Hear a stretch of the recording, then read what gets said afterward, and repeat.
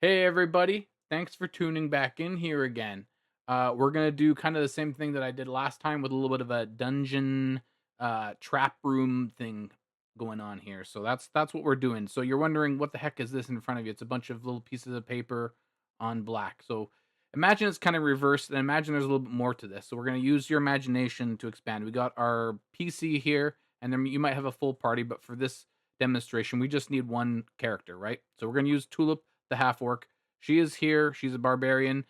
She has entered into a hallway. So imagine that there are some hallways here, and on this hallway, it's not just a hallway. It's not just any ordinary hallway. This hallway is also has giant windows with panes in them. Now, some of these panes, if you're looking, you're going to be describing this to your players. You're going to be saying, showing them, telling them, if you have a picture, maybe, or if you want to just describe it, that they are blacked out. So some of the maybe the glass has been broken in the past, and they've been replaced with something that is not having any light reflecting onto it.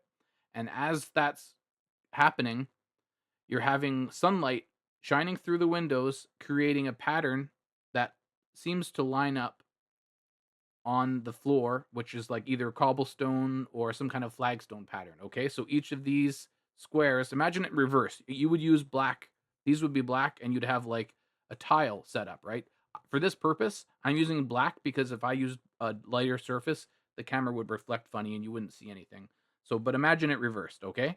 So these tiles, obviously there's some kind of effect that happens if the player happens to be on the tile that has the blacked out image, and we're saying blacked out because, as I explained, um, there's gonna be something happens. Now it is up to you what kind of magical effect happens. Either the floor depresses under the stone that they've stepped on, or just something happens. It releases a gas. Who knows? This is just the concept, right? They have to clear a hallway, however long you decide, and every time you might have a timer or you might have it on initiative. Every time there is a cloud, they might be able to move freely. These all go out. Everything's blacked out, so you can run as far as you can. Now, what might happen is the cloud then moves and everything changes, or you might decide the clouds don't move or they move a little bit, but these all change, right? Based on whatever, they wouldn't necessarily change. It doesn't really actually make sense, because the sun would have to be at different places in the sky. But for this magical property or for this magical trap, you could have that happen, right? So that makes sense. Let me move this back so you don't see my pink cutting mat here.